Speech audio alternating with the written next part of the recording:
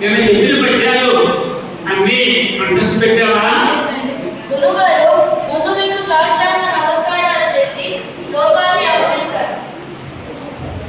దీర్ఘాయుష్మాన్ భవ, విద్యాబుద్ధి ప్రాప్తి సిద్ధిరస్తు. వక్రతుండ మహాకాయ కోటి సూర్య సమప్రభ నిర్విఘ్నం కురు మే దేవ సర్వకార్యేషు సర్వదా సరస్వతి నమస్తుభ్యం వరదే కామరూపిణి విద్యారంభం కరిష్యామి సిద్ధిర్భవతు మే సదా. గురు బ్రహ్మ గురు విష్ణు గురుదేవో మహేశ్వరః గురు సాక్షాత్ పరబ్రహ్మ తస్మై శ్రీ గురవే నమః. మంచిది నాయన, కంఠస్థ పెట్టడమే కాదు, దానికి అర్థం కూడా తెలుసుకోవాలి. అర్థం తెలుసా? గురువే బ్రహ్మ, గురువే విష్ణు, గురువే మహేశ్వరుడు, గురువే దేవుడు. అర్థం తెలుసుకునేది మాత్రమే కాదు నాన్న, ఆచరించాలి. ఆచరించేటప్పుడు భక్తి, శ్రద్ధ, యుక్తి అన్నీ ఉండాలి. అలాంటప్పుడే దైవానుగ్రహంతో పాటు గురు అనుగ్రహం కూడా ప్రాప్తిస్తుంది. అర్థమైందా? అలాగే గురుగారు. సరే, ఈరోజు ఒక కొత్త పద్యసూక్తి చెప్తాను, నేర్చుకుంటావా? చెప్పండి గురుగారు, నేర్చుకుంటా. పెద్దలన్న మాట పెద్దలన్న మాట పెరుగన్నమును రోలు పెరుగన్నమును ప్రోలు స్వీకరించవలై చిత్తమందు స్వీకరించవలే చిత్తమందు అటుల చేయకున్నా అటలు చెయ్యకున్నా అని కలుగును. అనే కలుగును. ఉన్న మాట తెలుపుచున్న మాట. ఉన్న మాట తెలుసున్న మాట. అర్థమైందా నాయన? గురుగారు, నాకు ఒక చిన్న సందేహం. చెప్పు నాయన, అడుగు. పెరుగన్నము కడుపుకి స్వీకరిస్తాం కానీ చిత్తంకి ఎలా స్వీకరిస్తాం? ఓడి సుఖ పెరుగను ఎవరైతే కడుపుకి అంటే ఆరోగ్యానికి చల్లదనం ఇస్తుందో, అదేవిధంగా పెద్దలన్న మాట అన్నింటికి చక్కగా మన మనసులో తీసుకుంటే మనకు మంచి జరుగుతుందని అర్థం. అన్నింటికి పదార్థాలు తీసామనుకో అనర్థం జరిగిపోతుంది. అర్థమైందా? క్షమించండి గురుగారు. సరే, నేను అలాగా గ్రామాంతరం వెళ్ళి తిరిగి వస్తాను. ఇంటిలో జాగ్రత్తగా అన్ని చూసుకో. ఎవరైనా వస్తారు, గడికి పెట్టి ఈ పనులు నువ్వు చేసుకొని అయినా సరే. వస్తాను మరి. అలాగే గురుగారు. గురుగారు ఎంత బాగా చెప్పారు. ఈరోజు నేను అతని చిత్రపటానికి మంచి పూజ చేస్తాను. గురుగారు నా పూజ చూసి మటాష్ అయిపోయారు.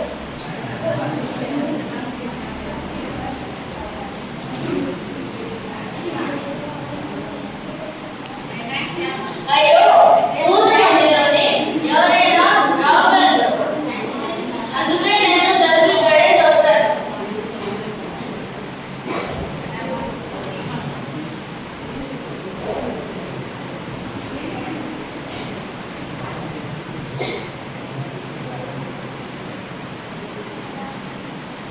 ఓం గురుభ్యో నమః.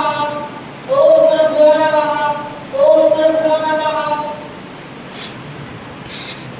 నాయనా ఏకాంబరం, నాయనా ఏకాంబరం, తలుపు నాయన. ఎవరొచ్చే నా పూజకి ఇబ్బంది పెట్టడానికి నేను ఈ పూజ సేవను. నాయనా ఏకాంబరం, నాయన నీ గురువుని వచ్చాను. తలుపు నాయన, ఎక్కడ పడి వచ్చాను. గురుగారు వచ్చారా? నేను అందరినీ చిత్రపటానికే పూజ చేశాను కదా. అయినా పూజ మధ్యలో లేవకూడదు. నాయనా ఏకాంబరం, తీరా తలుపు, ఎక్కడ పడి వచ్చాము. దాహం వేస్తుందిరా నాయన, తలుపు తీరా, ఈ పుణ్యం ఉంటుంది. ముఖే ఆచమనీయం సమర్పయామి. గురుగారు, మీ చిత్రపటానికి నీళ్లు వేశాను. నా చిత్రపటాన్ని నీవేసినట్టు ఏమి రే ఏకాంబరం, నాకు దాహం వేస్తుందిరా నాయన, తీరా తలుపు, నీ పుణ్యం ఉంటే తలుపు తీరా. ఆకలి వేస్తుంది, పళ్ళు పూతున్నాయి, తీరా నాయన. నైవేద్యం సమర్పయామి. నాకు నైవేద్యం పెడుతుంది, నాకు ఆకలి వేస్తుంది. తలుపు తీరా నాయన, తలుపు తీరా. ఊరే గుర్తెట్టిపోతుంది, రోజు కడుపుతెట్టిపోతుందా. ఎక్కడ కూడా వచ్చారా నాయన, తలుపు తీరా, తలుపు తీరా, ఈ పుణ్యం ఉంటుంది. ఆసనం సమర్పయామి. ఒరే నిలబడలేకపోతే అక్కడ నాకు ఆసనం ఏంట్రా నాయన, ఇక్కడ నేను నిలబడలేకపోతున్నాను. ఓ నమ్మ కాదు మీకే వచ్చారు. నీకు గురువు నైనందుకు నాకేంటో ఈ శిక్ష.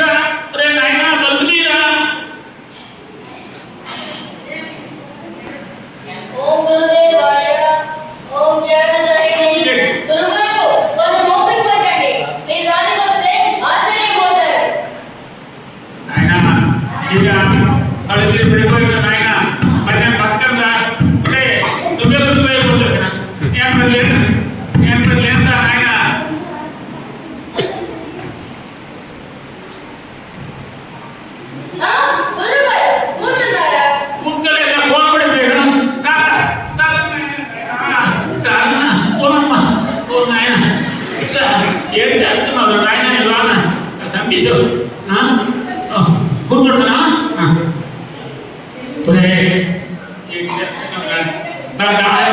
నేను చేసిన పనికి మీరు నన్ను పొగడకుండా ఉండలేదు.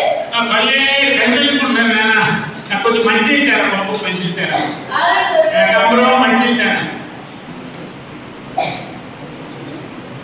నేను పూజలోని పంచామృతం చేశాను, అది గురుగారికి ఇస్తాను.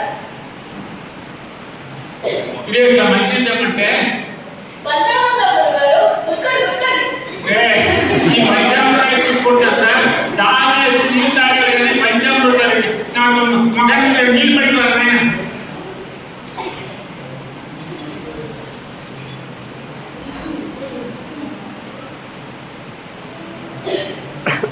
అమ్మయ్యా ఒరే ఏకాంబరం ఏం చేస్తున్నావురా?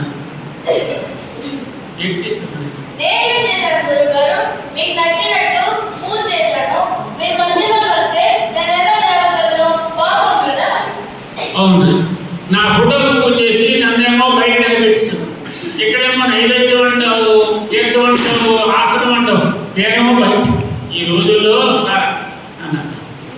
రోజుల్లో కలియుగం కదా, మరి అందరూ ఆలోచనలు ఇలాగే పరిస్థితులు అయిపోయాయి. వివరంగా చెప్తారు, అందరూ వినండి. అమ్మ నాన్న ఉన్నప్పుడు వాళ్ళకి వృద్ధాశ్రమాల్లోని ఏ కొంపలోనో పెట్టేసి వాళ్ళకి సరిగ్గా సేవ చేయి. అయితే వారు శరీరం పెట్టుకోతారు.